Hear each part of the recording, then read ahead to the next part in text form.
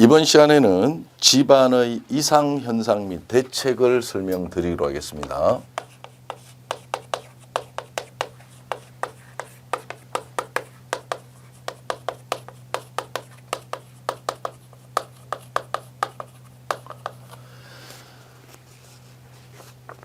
우리 집안의 이상현상에는 두 가지 정도만 여러분이 기억하고 계시면 되겠습니다. 그래서 제일 먼저 보일링이 있습니다. 보일링.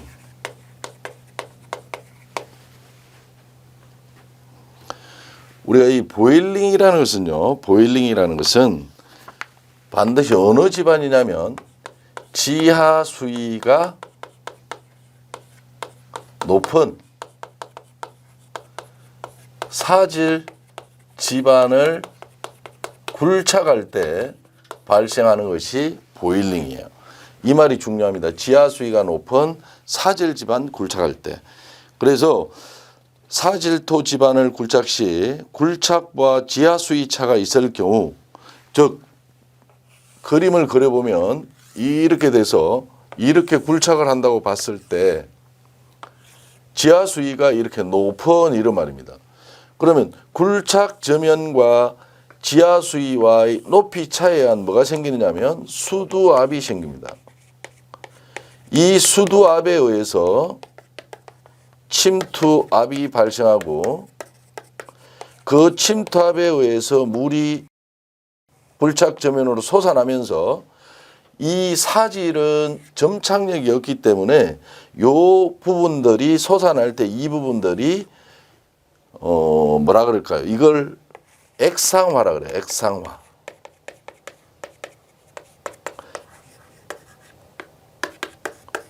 퀵샌드 현상이라고 이야기합니다. 액상화 현상이 발생됩니다. 그러니까 액체처럼 허물허물해진다고 보시면 돼요. 그러면 이 부분이 허물허물해지다 보니까 이 널말뚝의 지지력이 없어져서 요 붕괴재해가 일어나는 것을 보일링이다라고 봐주시면 됩니다. 그래서 정의를 한 번 더 읽어보면 보일링이란 지하 수위가 높은 이 말을 하나 추가해 주셔야 됩니다. 사질 집안 굴착 시 굴착부와 지하 수위 차, 굴착부와 지하 수위 차가 있을 경우 수두차에 의해서 침투압이 생겨 헝막이 벽의 근입부가 지지력을 상실해서 헝막이 공의 붕괴를 초래하는 현상을 보일링이라 하는데, 첫째, 집안 조건. 집안 조건은 여기서 했습니다. 집안 조건은 지하 수위가 높은 사질 집안이 집안 조건입니다. 반드시 여러분이 알고 계셔야 되고요. 두 번째는 그러면 어떤 현상이 일어나느냐 이런 말입니다. 보일링이 일어났을 때 일어나는 현상은 첫째, 저면에 무슨 현상이 일어나요? 액상화 현상이 일어나죠. 그래서 저면에 액상화 현상이 발생하더라. 그래서 액상화 현상은 퀵샌드 현상이다라고 얘기를 하고요. 두 번째로는 수두압 차에 의해서 뭐가 발생해요? 침투압이 발생하죠. 그래서 굴착면과 배토면의 수두차에 의한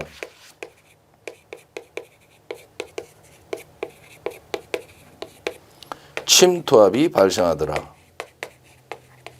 침투압이 발생한다. 이렇게 봐주시면 돼요. 그렇다면 이런 보일링이 일어나지 않도록 하기 위한 대책은 뭐냐 이 말입니다. 자, 대책은 제일 중요한 거는 이 수두압이 발생하기 때문에 침투압에 의해서 액상화 현상이 일어나는 거니까 수두차를 줄여주면 되겠죠. 그래서 제일 좋은 대책은 지하 수위를, 주변 수위를 이 수위를 이야기하는 거야. 그래서 저하시킵니다. 그럼 저하시킬 때 어떤 공법을 써요? 탈수 공법을 쓰더라. 그렇게 여러분이 봐주면 됩니다. 탈수 공법을 쓰더라. 그다음에 두 번째는 자, 이 널말뚝을 깊게 박으면 수도차에서 침투압이 이렇게 작용하더라도 올라오기가 힘들겠죠. 그 올라오기 힘드는 것을 동수구배를 저하시킨다라고 얘기를 합니다. 그래서 헝막이 벽 건입도를 증가하여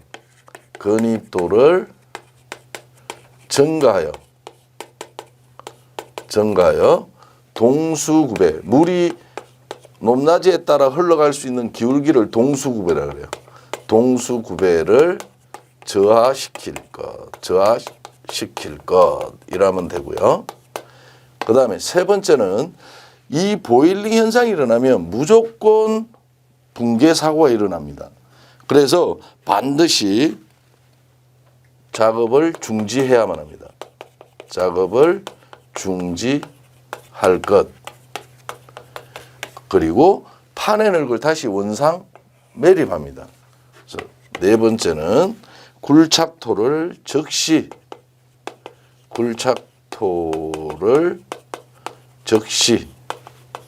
원상 매립합니다.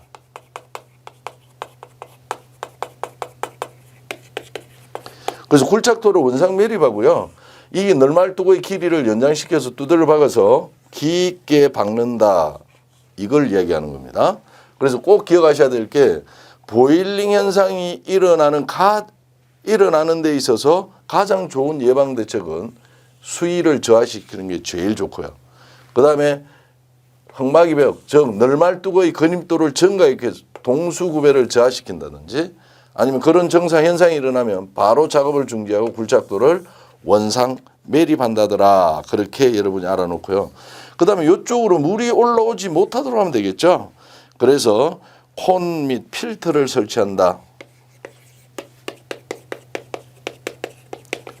필터를 설치해서 물이 상승하지 못하도록 막아준다든지 또는 뭐 지수벽을 설치한다.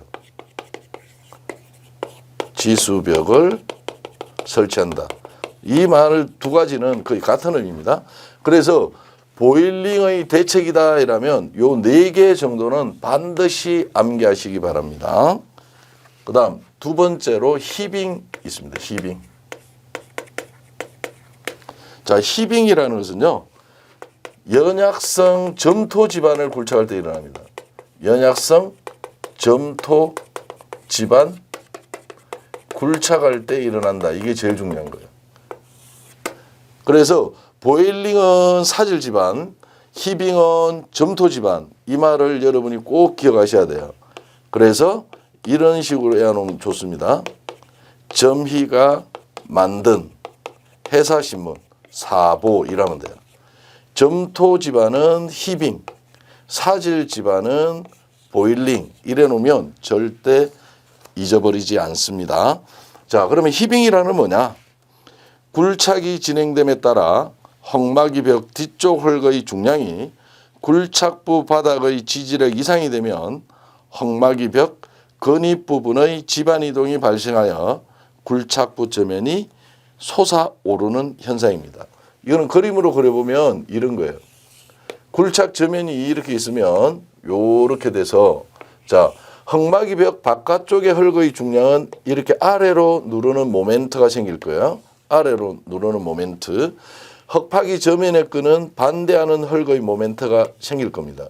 이걸 모멘트 A라고 이걸 모멘트 B라고 한다면 모멘트 B가 크다면 눌러주는 힘이 크기 때문에 여기에 있는 집안에 있는 흙이 위로 솟아오르는 현상을 뭐라 그러냐면 히빙이라 그래요. 이 흙파기 저면에 있는 흙이 이동하니까 이 널말뚝의 지지력이 없어져서 이것도 붕괴되는 것을 히빙이라고 한다. 그런 말입니다. 그래서 이 히빙은 첫째, 집안 조건은 위에서 했습니다. 연약성 점토 지반에 일어나는 것이다 라고 여러분이 보시면 되고요. 두 번째, 현상은 어떤 현상이 일어나느냐 이런 말이죠. 자, 나타나는 현상은 지보공 파괴로 인한 배면 토사가 붕괴됩니다. 즉 지지력이 없어져서 지붕 붕괴로 인한 집안의 흙이 붕괴된다 이런 말입니다. 그 다음에 흙파기 저면이 어떻게 된다고요? 솟아오른다 그랬죠. 그래서 굴착 저면이 솟아오른다. 이 두 가지가 나타나는 현상이라면 그러면 세 번째 대책은 뭐냐?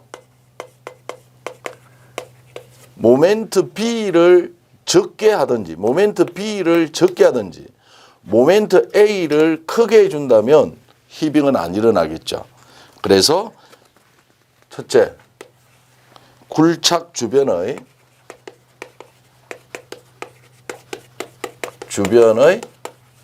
상제 하중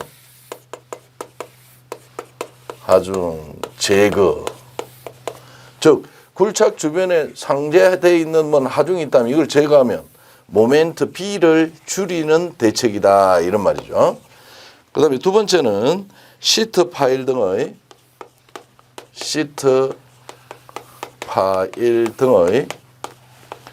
건입 심도를 검토합니다.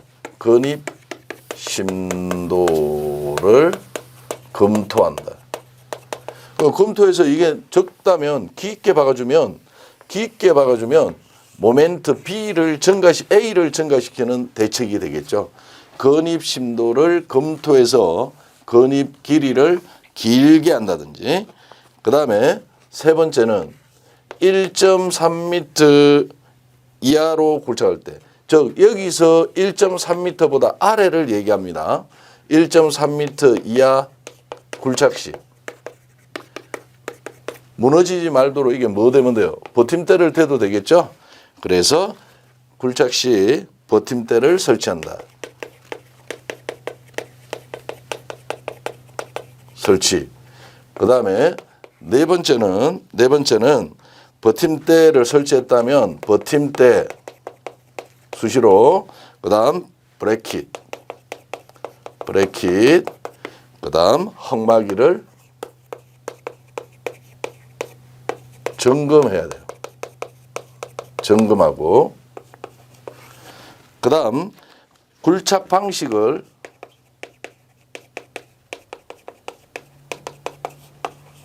개선합니다. 그래서 주로 어떤 굴착 방식을 쓰느냐?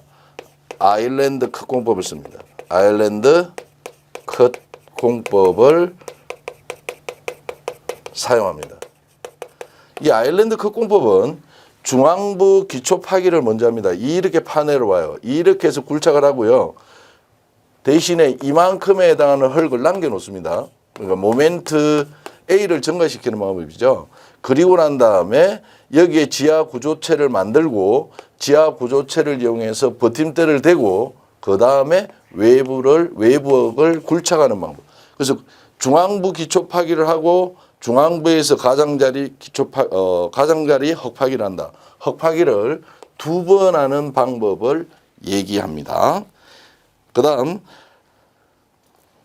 그 외에는 나머지 우리 교재에 나오는 내용들은 여러분들이 참고로 한번 읽어보시고요. 최소한 이 5개는 반드시 암기하셔야 돼요.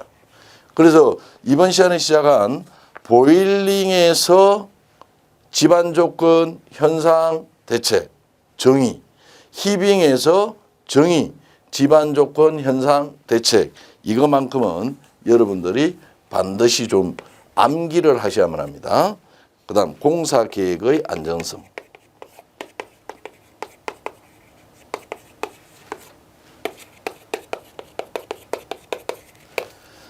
자, 공사 계획의 안정성에서는요, 공사 대상 건축물의 공사 규모, 공사 수량, 시공 정도, 현장 상황 등을 엄밀히 수립함으로써 기술적으로 우수하고도 경제적이고 또한 안전하게 공사에 준공시키는 데 있는 게 공사 계획의 안전성이다 라고 봐주면 되고요.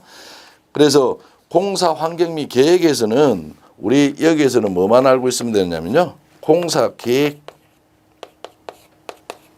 우리 공사 계획 안에는 어떤 것들이 들어가야 되느냐?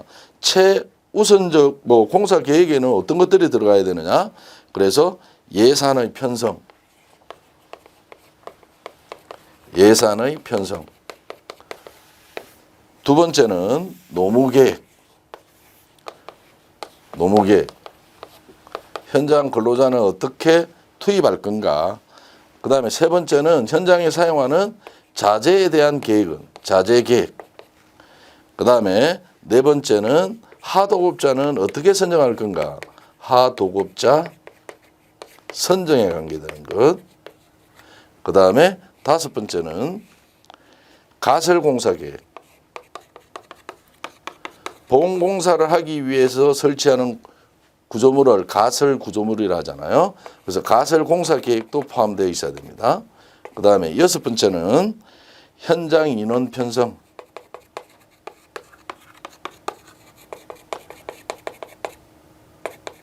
이 현장에서 일할 본사 직원은 12명이면 12명, 15명이면 15명 이런 현장 인원을 편성해야 되고요.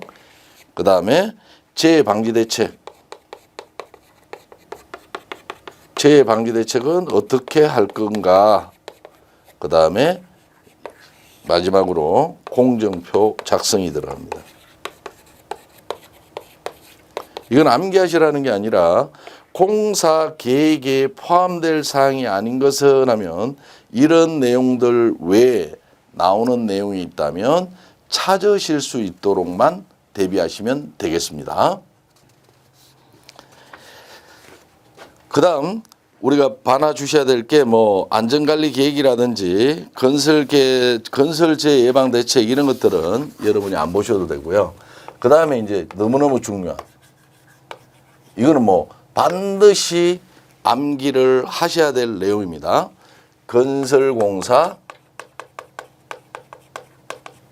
유해위험 방지 계획서.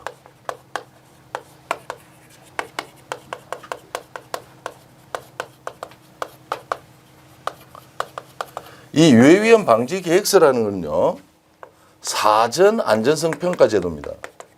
사전 안전성 평가 제도다라고 여러분이 알고 계시면 돼요. 사전 안전성 평가 제도라는 것은 공사를 착공하기 전에 사전에 안전관리는 어떻게 할 것인가를 계획을 세워서 고용노동부의 승인을 받는 제도를 건설공사 유해위험 방지 계획서 제도다라고 얘기를 합니다. 자, 그래서 제일 먼저 여러분이 보시면 유해위험 방지 계획서 제출.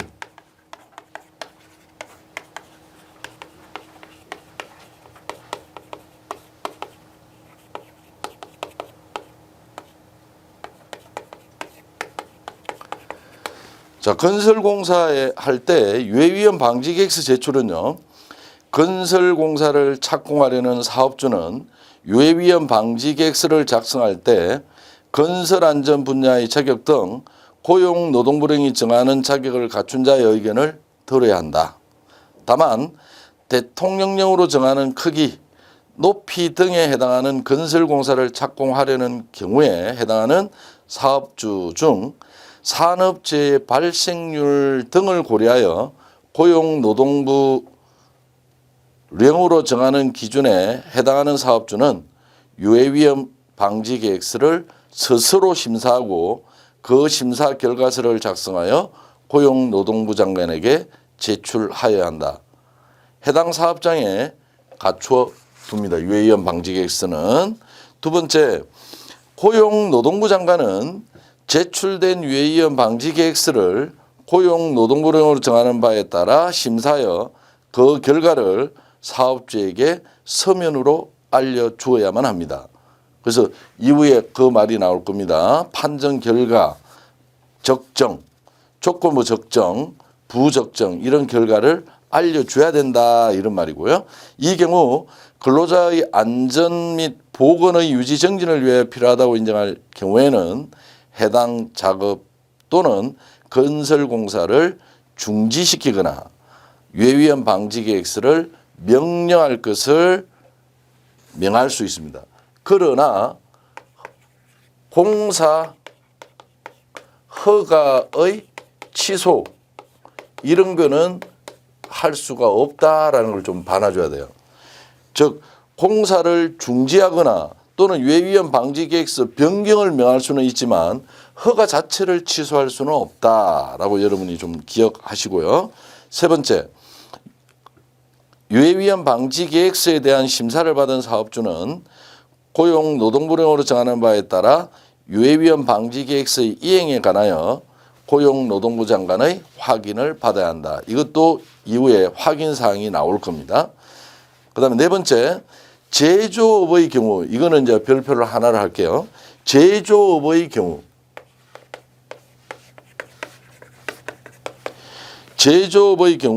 사업주가 유해위험 방지 계획서를 제출하려면 사업장별로 제조업 등 유해위험 방지 계획서에 다음 각호의 서류를 첨부하여 해당 작업 시작 전, 해당 작업 시작 15일 전까지 제출합니다. 15일 전까지 제출. 그런데 건설업은 해당 공사 착공 전일까지 제출합니다. 요 두 개를 반드시 구분해서 기억하시기 바랍니다. 유해위험 방지계획서는 두 부를 작성해서 한국산업안전보건공단에 제출하는데 실질적으로는 해야 할 일은 고용노동부 장관이 해야 될 일인데 전문적인 기술, 시간이 없는 관계로 한국산업안전공단에 위탁을 준 업무입니다. 유해위험 방지계획서는. 그래서 반드시 두 부를 공단에 제출합니다. 이 공단은 산업안전보건공단이다라고 여러분이 좀 기억하시면 될 것 같고요. 두 번째, 이제 이게 너무너무 중요한 내용입니다. 건설업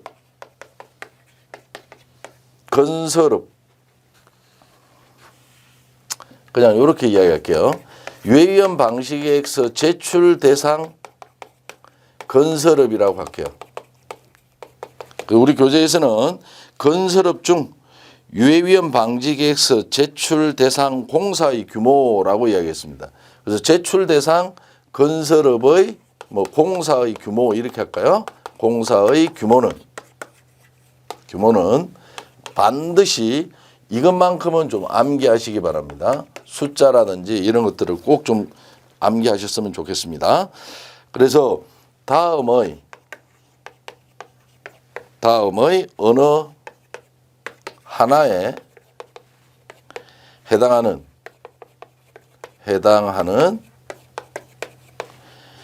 건축물 또는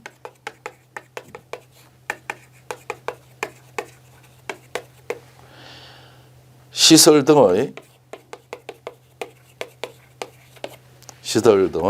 건설, 개조 및 해체 공사를 할 때는 반드시 유해위험 방지 계획서를 제출해야만 합니다. 그래서 첫째, 지상 높이가 31m 반드시 이상입니다. 이상인 건축물 또는 인공 구조물입니다. 그래서 반드시 31m 이상입니다. 두 번째는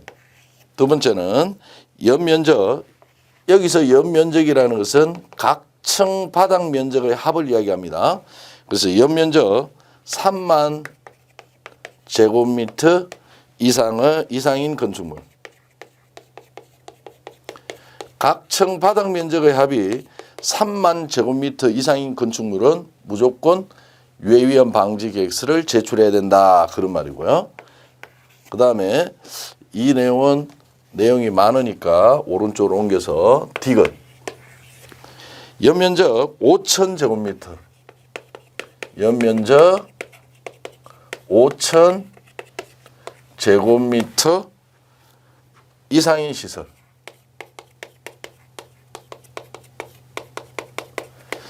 연면적 5,000제곱미터 이상인 시설은 어떤 것들이 있냐면 문화 및 집회시설. 문화 및 집회시설.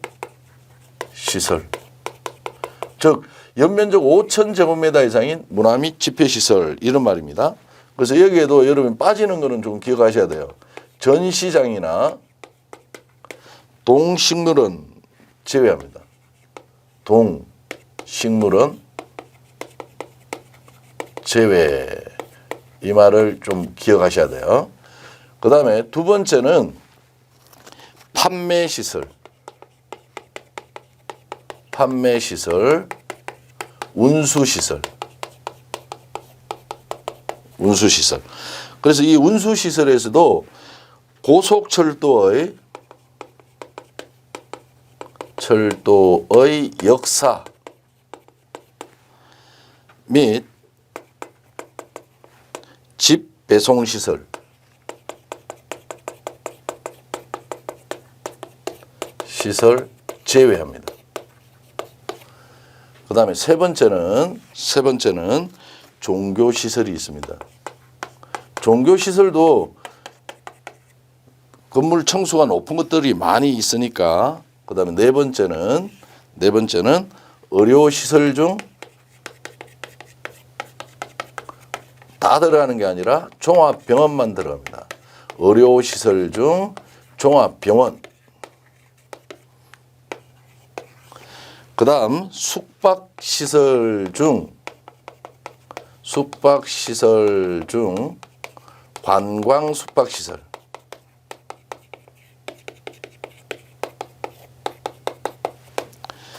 그 다음에 지하도 상가.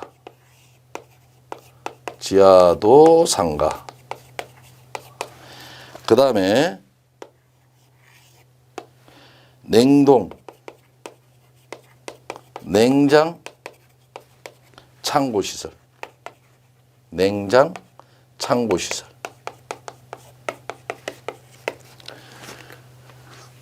여기에서 이 7가지는 연면적이 5,000제곱미터 이상이면 유해위험 방지 계획서를 제출해야 된다라고 보시면 되고요. 그 다음 네 번째는 연면적 5,000제곱미터 이상의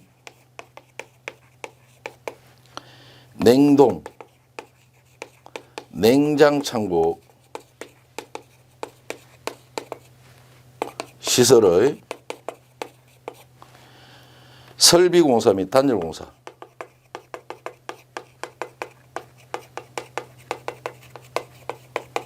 이런 공사를 할 때 화재 위험성이 많다 보니까 그에 대한 대책은 어떻게 할 건가 그런 말입니다. 자, 그 다음에 최대 지간 길이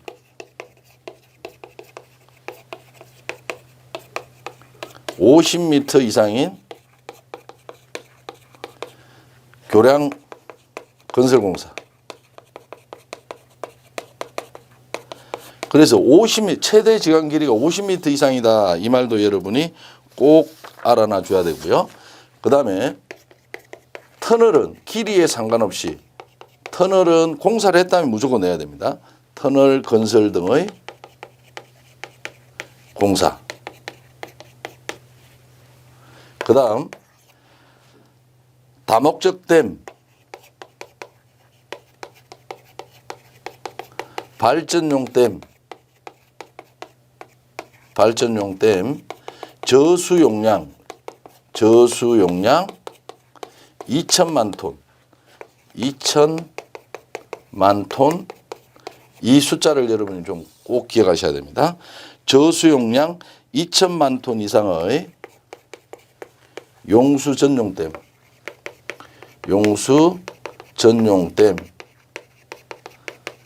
다목적 댐, 이런 또는 이 다목적 댐은 여기 있죠. 네, 죄송합니다. 그래서 2천만 톤 이상의 용수 전용 댐, 지방 상수도 지방 상수도 전용댐 건설 등의 공사. 그냥 건설공사라고 할게요. 그 다음에 이제 마지막으로 깊이 10m 이상인 굴착공사. 자, 그래서 유해위험 방지 계획서를 제출해야 될 건설공사는 크게 나누어서 6가지가 있습니다. 이 6가지는 반드시 암기하시기 바랍니다. 그래서 이번 시간에는 대상 공사까지 하고 이번 강의를 마치도록 하겠습니다.